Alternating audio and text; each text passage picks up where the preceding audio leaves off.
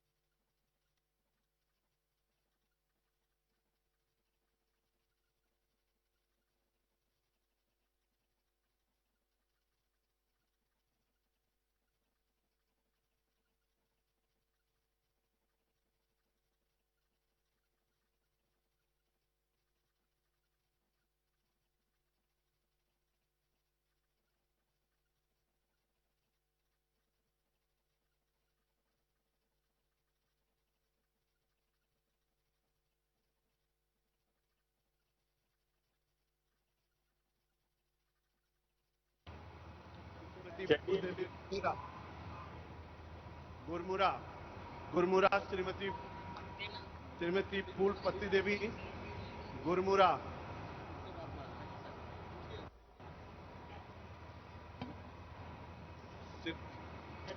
नमस्ते।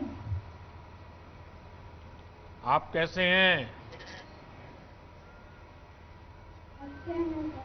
उत्तर प्रदेश में ठंड शुरू हो गई। हाँ सर। अच्छा, मुझे बताया गया है कि आप कोरोना काल में मास्क बनाकर लोगों को बांट रही है और मदद कर रही है। इस जनसेवा के इस काम में ये आपको अनुभव कैसा रहा? और लोग ये बात मानते हैं कि मास्क पहनने वाली?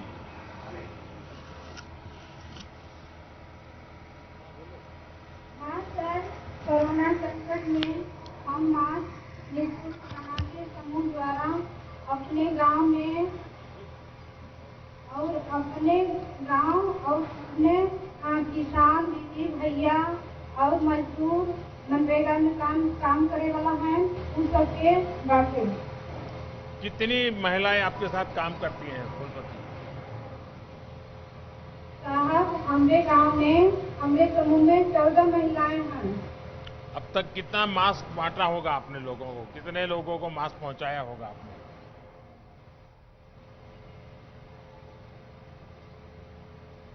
लगभग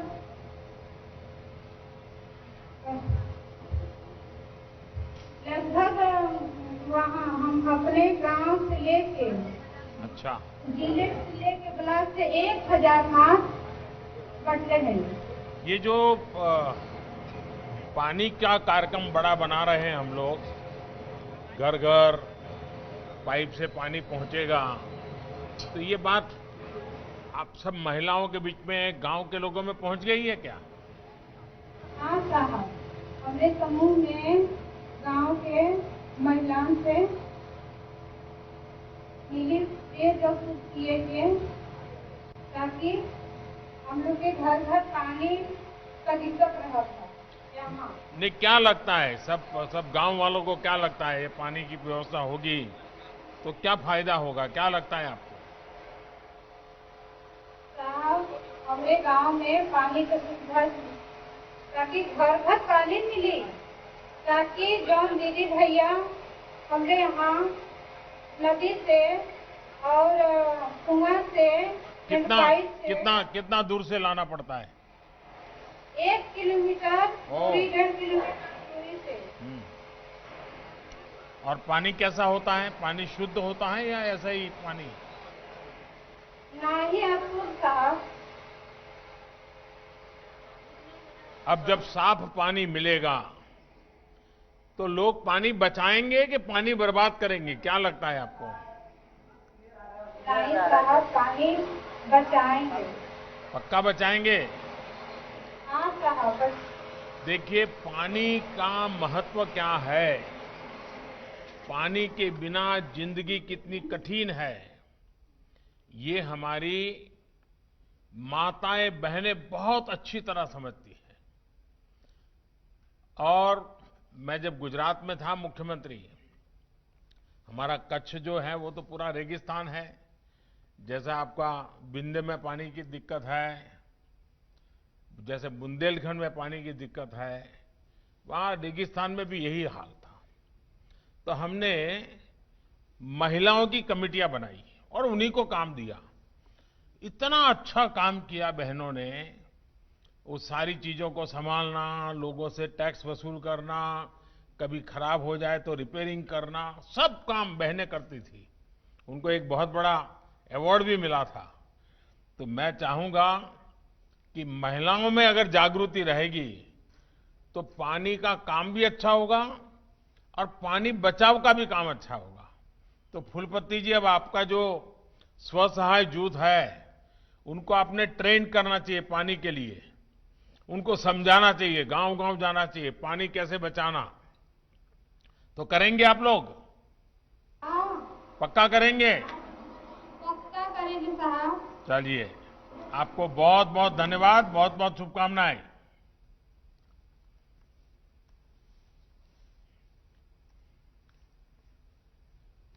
बैठिए फूलपति जी।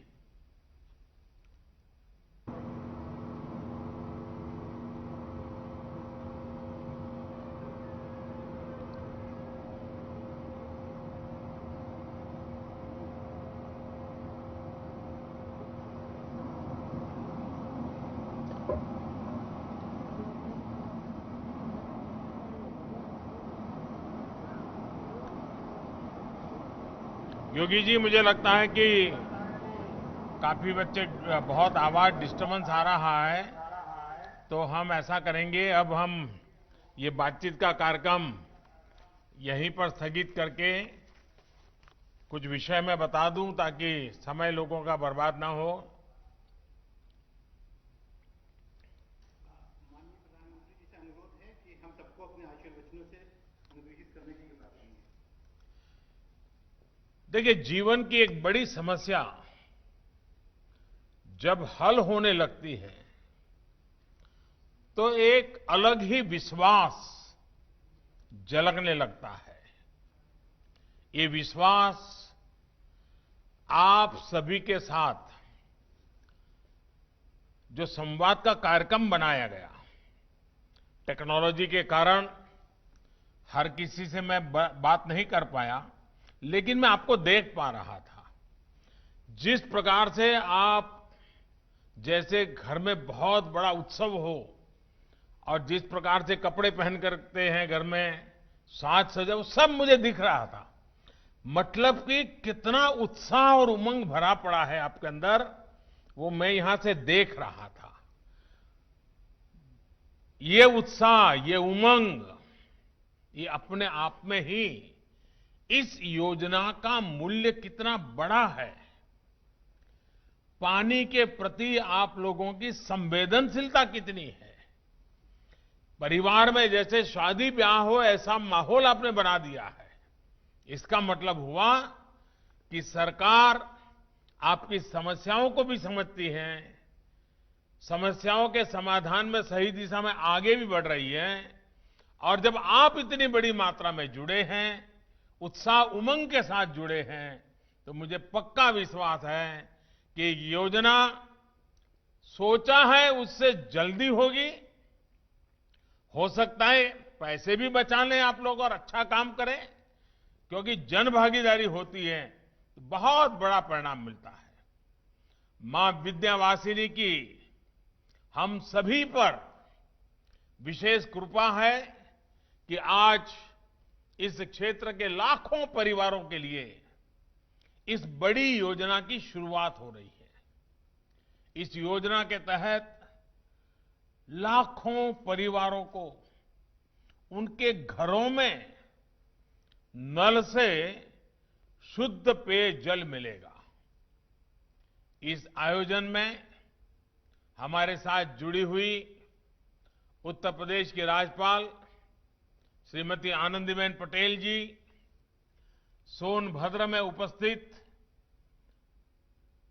उत्तर प्रदेश के यशस्वी मुख्यमंत्री श्रीमान योगी आदित्यनाथ जी, केंद्रीय मंत्रिमंडल के मेरे सहयोगी श्रीमान गजेंद्र सिंह जी, यूपी सरकार में मंत्री भाई महेंद्र सिंह जी, अन्य मंत्रीगण, सांसद और विधायकगण, विंध्य क्षेत्र के सभी बहनों और वहां पर उपस्थित सभी भाइयों को भी मैं बहुत बहुत अभिनंदन करता हूं। साथियों,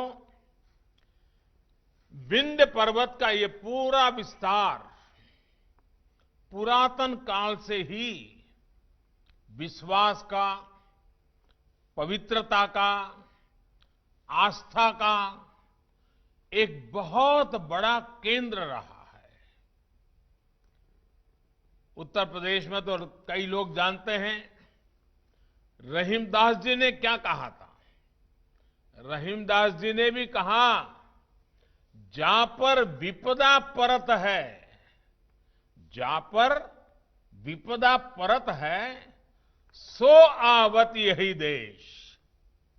भाई और बहनों, रहीमदास जी के इस विश्वास का कारण इस क्षेत्र के अपार संसाधन थे, यहां मौजूद अपार संभावनाएं थी। विंध्याचल से शिप्रा, वेणगंगा, सोन, महानद, नर्मदा, कितनी ही नदियों की धारा वहां से निकलती है। मां गंगा वेलन और कर्मनाशा नदियों का भी आशीर्वाद इस क्षेत्र को प्राप्त है। लेकिन आजादी के बाद दशकों तक अगर उपेक्षा का शिकार भी अगर कोई क्षेत्र हुआ है तो यही क्षेत्र सबसे अधिक हुआ है। विंध्याचल हो, बुंदेलखंड हो, ये पूरा क्षेत्र संसाधनों के बावजूद अभाव का क्षेत्र बन गया। इतनी नदियां होने के बावजूद इसकी पहचान सबसे अधिक प्यासे और सूखा प्रभावित क्षेत्रों से ही रही। इस वजह से अनेकों लोगों को यहां से पलायन करने पर भी मजबूर होना पड़ा। साथियों, बीते वर्षों में विंध्याचल की इस सबसे बड़े परेशानी को दूर करने एक निरंतर काम किया गया है। यहां घर घर जल पहुंचाने और सिंचाई की सुविधाओं का निर्माण इसी प्रयास का एक बहुत अहम हिस्सा है। पिछले साल बुंदेलखंड में पानी से जुड़ी बहुत बड़ी परियोजना पर काम शुरू किया गया था, जिस पर तेजी से काम चल रहा है। आज 5,500 करोड़ रुपए की विंध्य जलापूर्ति योजना का शिलान्यास भी हुआ है। इस परियोजना के लिए सोनभद्र और मिर्जापुर जिलों के लाखों साथियों को और विशेष स्तर पर माताओं, बहनों और बेटियों को बहुत बहुत बधाई का ये अवसर है। और आज जब मैं इस क्षेत्र के लोगों से बात करता हूं तो स्वाभाविक है कि इस अवसर पर मैं मेरे पुराने मित्र स्वर्गीय सोनेलाल पटेल जी की भी याद कर रहा हूं। वो इस इलाके की पानी की समस्या को लेकर बहुत चिंतित रहते थे। इन योजनाओं को शुरू होते देख आज सोनेलाल जी की आत्मा जहां भी होगी उनको बहुत संतोष होता होगा और वे भी हम सब पर आशीर्वाद बरसाते होंगे। भाइयों और बहनों, आने वाले समय में जब यहां के 3,000 गांवों तक पाइप से पानी पहुंचेगा तो 40 लाख से भी ज्यादा साथियों का जीवन बदल जाएगा। इससे यूपी के, देश के हर घर तक जल पहुंचाने के संकल्प को भी एक बहुत बड़ी ताकत मिलेगी। ये परियोजना कोरोना संक्रमण के बावजूद विकास यात्रा को तेजी से आगे बढ़ते उत्तर प्रदेश का भी एक उदाहरण है। पहले जो लोग उत्तर प्रदेश के विषय में धारणाएं बनाते थे, अनुमान लगाते थे, आज जिस प्रकार से उत्तर प्रदेश में एक के बाद एक योजनाएं लागू हो रही हैं, उत्तर प्रदेश की सरकार की, उत्तर प्रदेश सरकार के कर्मचारियों की एक छवि पूरी तरह बदल रही है। इस दौरान जिस प्रकार यूपी में कोरोना से मुकाबला किया जा रहा है, बाहर से गांव लौटे श्रमिक साथियों का ध्यान रखा, रोजगार का प्रबंध किया, ये बहुत सामान्य काम नहीं है जी। इतने बड़े प्रदेश में इतनी बारीकी से एक साथ इतने मोर्चों पर काम करना उत्तर प्रदेश ने कमाल करके दिखाया है। मैं उत्तर प्रदेश की जनता को, उत्तर प्रदेश की सरकार को और योगी जी की पूरी टीम को बहुत बहुत बधाई देता हूं। साथियों, हर घर जल पहुंचाने के अभियान को अब करीब करीब 1 साल से भी ऊपर समय हो गया है। इस दौरान देश में 2,60,00,000 से ज्यादा परिवारों को उनके घरों में नल से शुद्ध पीने का पानी पहुंचाने का इंतजाम हो चुका है और इसमें लाखों परिवार हमारे उत्तर प्रदेश के भी हैं। हम अपने गांव में रहने वाले गांववासी हमारे भाइयों बहनों के लिए शहरों जैसी सुविधाएं उपलब्ध कराने की निरंतर कोशिश कर रहे हैं। आज जो परियोजनाएं शुरू हो रही हैं, उससे भी इस अभियान को और गति मिलेगी। इसके अलावा अटल भूजल योजना के तहत पानी के स्तर को बढ़ाने के लिए जो काम हो रहा है, वो भी इस क्षेत्र को बहुत मदद करने वाला है। भाइयों और बहनों, हमारे यहां कहा जाता है, एक पंथ दो काज। लेकिन आज जो योजनाएं बनाई जा रही हैं, वहां तो एक पंथ अनेक काज, उनसे अनेक लक्ष्य सिद्ध हो रहे हैं। जल जीवन मिशन के तहत घर घर पाइप से पानी पहुंचाने की वजह से हमारी माताओं बहनों का जीवन आसान हो रहा है। इसका एक बड़ा लाभ गरीब परिवारों के स्वास्थ्य को भी हुआ है। इससे गंदे पानी से होने वाली हैजा, टाइफाइड, इंसेफेलाइटिस जैसी अनेक बीमारियों में भी कमी आ रही है। यही नहीं, इस योजना का लाभ इंसानों के साथ साथ पशुधन को भी हो रहा है। पशुओं को साफ पानी मिलता है तो वो भी स्वस्थ रहते हैं। पशु स्वस्थ रहें और किसान को, पशुपालक को परेशानी ना हो, इस उद्देश्य को लेकर भी हम आगे बढ़ रहे हैं। यहां यूपी में तो योगी जी की सरकार के प्रयासों से जिस प्रकार इंसेफ्लाइटिस के मामलों में कमी आई है, उसकी चर्चा तो दूर दूर तक है। एक्सपर्ट लोग भी इसकी चर्चा करते हैं। मासूम बच्चों का जीवन बचाने के लिए योगी जी और उनकी पूरी टीम को मैं मानता हूं हर उत्तर प्रदेश वासी इतने आशीर्वाद देता होगा, इतना आशीर्वाद देता होगा, शायद जिसकी हम कल्पना नहीं कर सकते।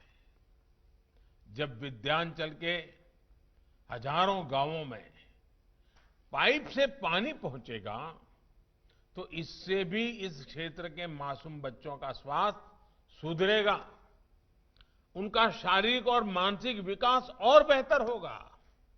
इतना ही नहीं, जब शुद्ध पानी मिलता है तो कुपोषण के खिलाफ जो हमारी लड़ाई है, पोषण के लिए हम जो मेहनत कर रहे हैं, उसके भी अच्छे फल उसके कारण मिल सकते हैं। साथियों, जल जीवन मिशन सरकार के उस संकल्प का भी हिस्सा है जिसके तहत स्वराज की शक्ति को गांव के विकास का माध्यम बनाया जा रहा है। इसी सोच के साथ ग्राम पंचायत को, स्थानीय संस्थाओं को अधिक से अधिक अधिकार दिए जा रहे हैं। जल जीवन मिशन में पानी पहुंचाने से लेकर पानी के प्रबंधन और रखरखाव पर भी पूरा जोर है और इसमें भी गांव के लोगों की भूमिका बहुत अहम है। गांव में पानी के स्रोतों के संरक्षण को लेकर भी काम किया जा रहा है। सरकार एक साथी की तरह, एक सहायक की तरह आपकी विकास यात्रा में एक भागीदार की तरह आपके साथ है। जल जीवन मिशन ही नहीं बल्कि प्रधानमंत्री आवास योजना के तहत जो गरीबों के पक्के घर बन रहे हैं उसमें भी यही सोच प्रदर्शित होती है। किस क्षेत्र में कैसा घर हो, किस सामान से घर बने, पहले की तरह ये अब दिल्ली में बैठकर तय नहीं होता है। अगर किसी आदिवासी गांव में विशेष परंपरा के घर बनते हैं तो वैसे ही घर बने। दिल्ली वाले सोचते हैं वैसे नहीं। वहां का आदिवासी जो चाहेगा, जैसा चाहेगा, जैसी उसकी रहन सहन है वैसा घर बने, ये सुविधा दी गई है। भाई और बहनों, जब अपने गांव के विकास के लिए खुद फैसले लेने की स्वतंत्रता मिलती है, उन फैसलों पर काम होता है, तो उससे गांव के हर व्यक्ति का आत्मविश्वास बढ़ता है। आत्मनिर्भर गांव, आत्मनिर्भर भारत के अभियान को उसके कारण बहुत बड़ा बल मिलता है। इससे लोकल स्तर पर पैदा होने वाले सामान की खपत ज्यादा होती है। लोकल स्तर पर ही जो कुशल लोग हैं उनको रोजगार मिलता है। राजमिस्त्री हो, फीटर हो, प्लम्बर हो, इलेक्ट्रिशियन हो, ऐसे अनेक साथियों को गांव में या तो गांव के पास ही रोजगार के साधन बनते हैं। साथियों, हमारे गांवों को, गांव में रहने वाले गरीबों को, आदिवासियों को जितनी प्राथमिकता हमारी सरकार ने दी उतनी पहले नहीं दी गई।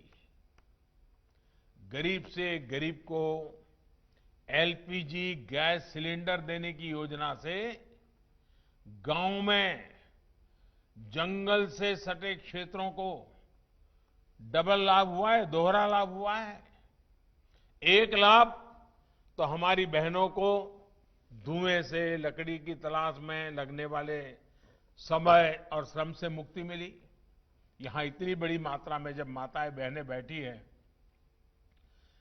पहले जब हम लकड़ी से चूल्हा जलाते थे, खाना पकाते थे, तो हमारी माताओं बहनों के शरीर में एक दिन में 400 सिगारेट जितना धुआं जाता था। घर में बच्चे रोते थे, मां खाना पकाती थी, 400 सिगरेट जितना धुआं इन माताओं बहनों के शरीर में जाता था। क्या होगा उनके हाल का, उनके शरीर का क्या हाल होता होगा? उसको मुक्ति दिलाने का एक बड़ा अभियान हमने चलाया और घर घर गैस का चूल्हा, गैस का सिलेंडर, ताकि मेरी इन गरीब माताओं बहनों को उन 400 सिगारेट जितना धुआं अपने शरीर में न लेना पड़े, ये काम करने का प्रयास किया है। दूसरी तरफ ईंधन के लिए जंगलों के कटान की मजबूरी भी इससे खत्म हुई है।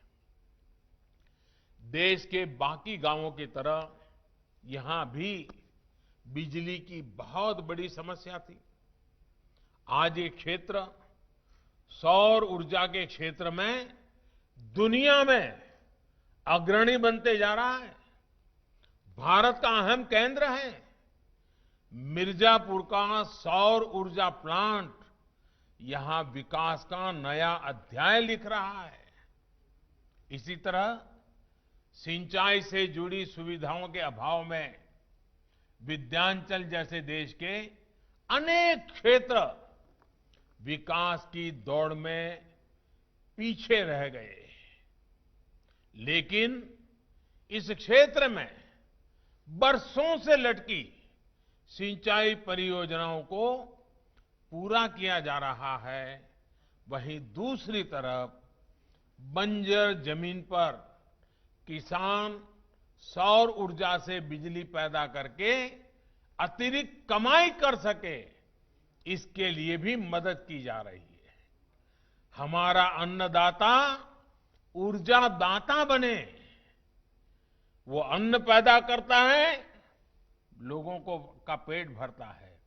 अब वो अपने ही खेत में उसके साथ साथ ऊर्जा भी पैदा कर सकता है और लोगों को प्रकाश भी दे सकता है। हम विंध्य क्षेत्र के विकास के लिए हर संभव प्रयास कर रहे हैं। चाहे वो मेडिकल इंफ्रास्ट्रक्चर बनाना हो या फिर इस इलाके में सड़कों का निर्माण, सभी पर बहुत तेज गति से काम चल रहा है। बिजली की स्थिति पहले क्या थी और अब कितनी बेहतर है, ये आप भी भली भांति जानते हैं। भाई और बहनों, गांव में विश्वास और विकास की कमी में एक और बड़ी समस्या रही है, घर और जमीन से जुड़े विवाद। इस समस्या को उत्तर प्रदेश के इस हिस्से में रहने वालों से बेहतर भला कौन समझ सकता है।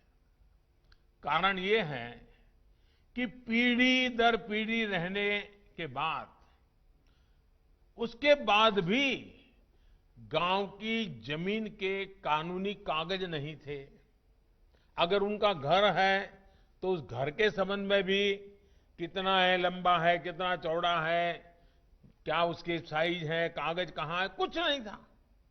दशकों से लोग ऐसे ही जीते रहे, समस्या को झेलते रहे, विवाद बढ़ते गए और कभी कभी तो मारधाड़ हो जाती है, गला काटने तक पहुंच जाता है मामला। भाई भाई के बीच झगड़ा हो जाता है। 1 फुट जमीन के लिए एक पड़ोसी के साथ दूसरा पड़ोसी का लड़ाई हो जाती है। अब इस समस्या के स्थायी समाधान के लिए स्वामित्व योजना के तहत यूपी में ड्रोन टेक्नोलॉजी से घर और जमीन के नक्शे बनाए जा रहे हैं। इन नक्शों के आधार पर घर और जमीन के कानूनी दस्तावेज घर और जमीन के मालिक को सौंपे जा रहे हैं। इससे गांव में रहने वाले गरीब, आदिवासी, वंचित साथी भी कब्जे की आशंका से निश्चिंत होकर अपना जीवन व्यतीत कर पाएंगे। वरना मुझे तो मालूम है, गुजरात में तो आपके क्षेत्र के बहुत लोग काम करते हैं, तो कभी उनसे मैं बात करता था कि भाई क्यों चले गए थे, तो कहे नहीं नहीं भाई, हमारा तो वहां जमीन का झगड़ा हो गया, हमारे घर का किसी ने कब्जा कर लिया, मैं यहां काम करता था, कोई घर में घुस गया। अब ये कागज मिलने के बाद ये सारे संकटों से आप मुक्त हो जाएंगे। यही नहीं, जरूरत पड़ने पर गांव के अपने घर के जो दस्तावेज हैं, जो कागज है, उससे अगर आपको कर्ज लेने की जरूरत पड़ी, बैंक से लोन लेने की जरूरत पड़ी, तो अब आप उसके हकदार बन जाएंगे। आप जा सकते हैं, कागज दिखा करके बैंक से लोन ले सकते हैं। साथियों, आज सबका साथ, सबका विकास, सबका विश्वास, ये मंत्र देश के हर हिस्से, हर नागरिक के विश्वास का मंत्र बन चुका है। आज देश के हर जन, हर क्षेत्र को लग रहा है कि उस तक सरकार पहुंच रही है और वो भी देश के विकास में भागीदार है। हमारे जनजातीय क्षेत्रों में भी आज ये आत्मविश्वास में भली भांति उसमें एक नई ताकत आई है और मैं इसको देख पा रहा हूं। आदिवासी अंचलों में मूल सुविधाएं तो आज पहुंच ही रही है, बल्कि इन क्षेत्रों के लिए विशेष योजनाओं के तहत भी काम किया जा रहा है। जनजातीय युवाओं की शिक्षा के लिए देश में सैकड़ों नए एकलव्य मॉडल आवासीय स्कूल स्वीकृत किए गए हैं। इसमें हमारे आदिवासी इलाकों के बच्चों को हॉस्टल की सुविधा उपलब्ध होगी। इसमें से अनेक स्कूल यूपी में भी खुल रहे हैं। कोशिश ये है कि हर आदिवासी बाहुल्य ब्लॉक तक इस व्यवस्था को पहुंचाया जाए। पढ़ाई के साथ साथ कमाई की संभावनाएं भी तलाशी जा रही हैं। वन उपजों की ज्यादा कीमत आदिवासी साथियों को मिले, इसके लिए 1250 वन धन केंद्र पूरे देश में खोले जा चुके हैं। इनके माध्यम से सैकड़ों करोड़ रुपए का कारोबार भी किया गया है। यही नहीं, अब आत्मनिर्भर भारत अभियान के तहत वनोपज आधारित उद्योग भी आदिवासी क्षेत्रों में लगे, इसके लिए भी जरूरी सुविधाएं तैयार की जा रही हैं। आदिवासी क्षेत्रों के विकास के लिए पैसे की कमी ना हो, इसके लिए डिस्ट्रिक्ट मिनरल फंड बनाया गया है। सोच ये है कि आदिवासी क्षेत्रों से निकलने वाली संपदा का एक हिस्सा उसी क्षेत्र में लगे। उत्तर प्रदेश में भी इस फंड में अब तक लगभग 800 करोड़ रुपए इकट्ठा किए जा चुके हैं। इसके तहत 6,500 से ज्यादा प्रोजेक्ट स्वीकृत भी किए जा चुके हैं और सैकड़ों प्रोजेक्ट पूरे भी हो चुके हैं। साथियों, ऐसे ही काम आज भारत के आत्मविश्वास को प्रतिदिन बढ़ा रहे हैं। इसी आत्मविश्वास के दम पर आत्मनिर्भर भारत बनाने में हम सभी जुटे हैं। मुझे विश्वास है कि विंध्य जलापूर्ति योजना से ये आत्मविश्वास और मजबूत होगा। हां, इस बीच आपको ये भी याद रखना है कि कोरोना संक्रमण का खतरा अभी भी बना हुआ है। 2 गज की दूरी, मास्क और साबुन से साफ सफाई के नियम किसी भी हालत में भूलने नहीं हैं। जरा सी ढिलाई खुद को, परिवार को, गांव को संकट में डाल सकती है। दवाई बनाने के लिए हमारे वैज्ञानिक कठिन तप कर रहे हैं। दुनिया भर के वैज्ञानिक लगे हुए हैं। सबसे धनवान देश के लोग भी लगे हैं और गरीब देश के लोग भी लगे हैं। लेकिन जब तक दवाई नहीं, तब तक ढिलाई नहीं। आप इस बात को ध्यान में रखेंगे। इसी विश्वास के साथ आपका बहुत बहुत धन्यवाद और बहुत बहुत शुभकामनाएं।